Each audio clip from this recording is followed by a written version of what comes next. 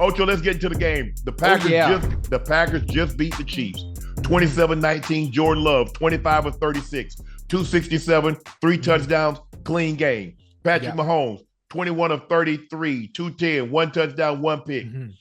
There were some really missed calls on that last drive. Oh, 3 that was a PI. That was PI on that deep ball to MVS. That should have been PI. You know, the DB was very early. He was very early. You got to get your eye on the ball. You got to get. I know. Listen, one of the things, especially in the situation as a defensive back, because I'm a former DB as myself, in a situation like that, the best thing for you to do is get your eyes back to the ball, because obviously, if that call is made, which it should have been, the refs missed that one.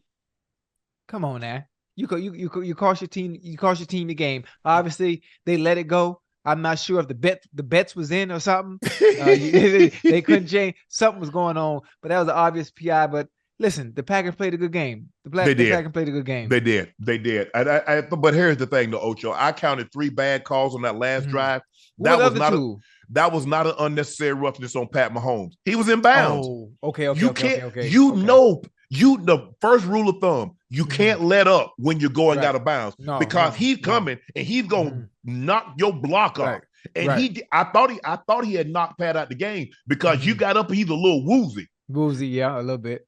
Number 1 rule of thumb, you do not let up on the sideline. You go ahead and get your butt up out of bounds. You don't take unnecessary hits, because they are coming.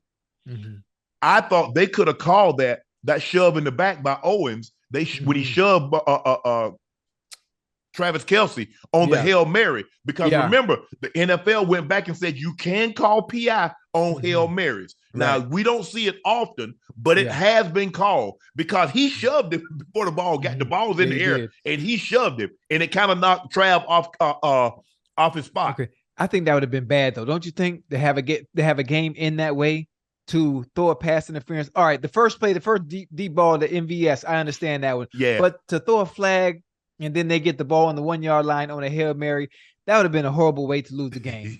I think that would have been a horrible way.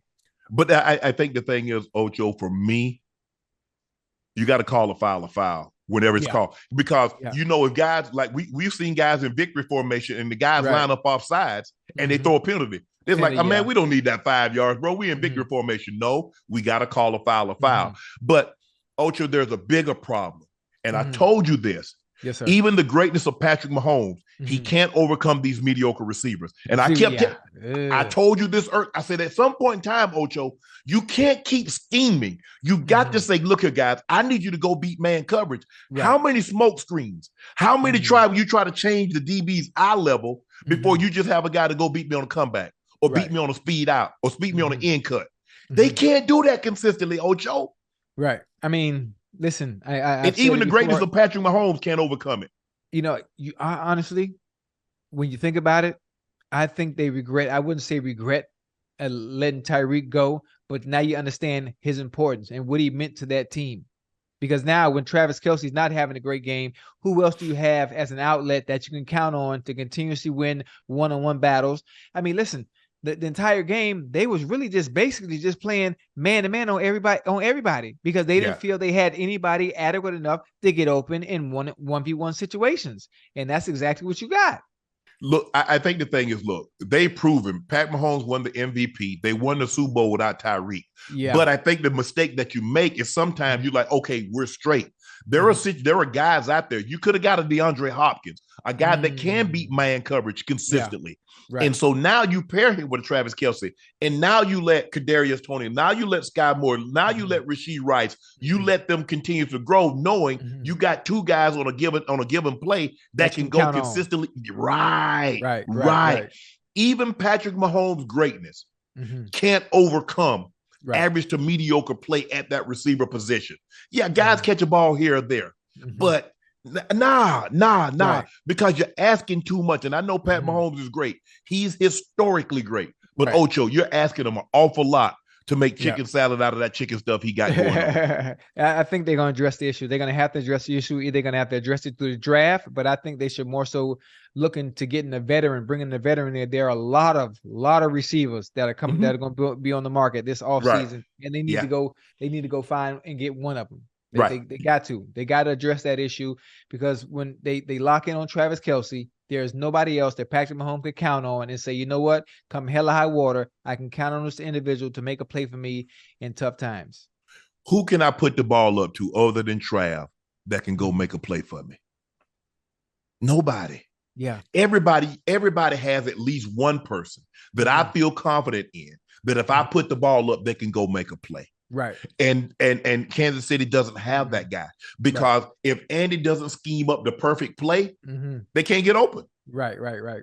And even Patrick Mahomes, I don't think, look, they're not going to be able to get stretched the field because they don't have a Tyreek. If they don't have a guy that can push the sticks. Well, I mean, MVS would be their burner, right? I mean, he's not Tyreek fast, but he is their speed guy. But they call this like, well, he wasn't gonna catch the ball anyway. That's why they didn't throw the flag. They're like, hell, he wasn't gonna catch it anyway. Don't do that. Ocho, you saw the ball he caught tonight. Patrick Mahomes threw him a ball, the man laying flat on his back. He catch it. He threw him one the other night. He hit him in his hands and he dropped it. He is the guy. Sky Moore. I've been waiting for Sky Moore to take that next step, because he showed some things last year as a rookie. I've been waiting on Kadarius Toney to take that next step. He showed some flashes. I like KT. But man, Ocho is getting hard, because think about this, Ocho. They scored 19 points. Now we've seen them, the Broncos. They scored under 20. Yeah, we've seen this before. I think it was Philly. They barely got 20. Yeah. So the points. And it used to be, it was automatic.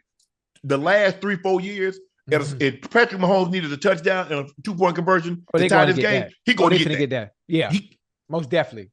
Now you like, man, they ain't going to do this. Right. That's how far it's the man went and got in field goal range in 13 seconds. Yeah.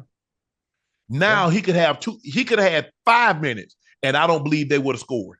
Right. Because go ahead. Because of his greatness, I still, even though he had nobody to throw the ball to, I still, because with it being Patrick Mahomes, I still give him a 50-50 chance.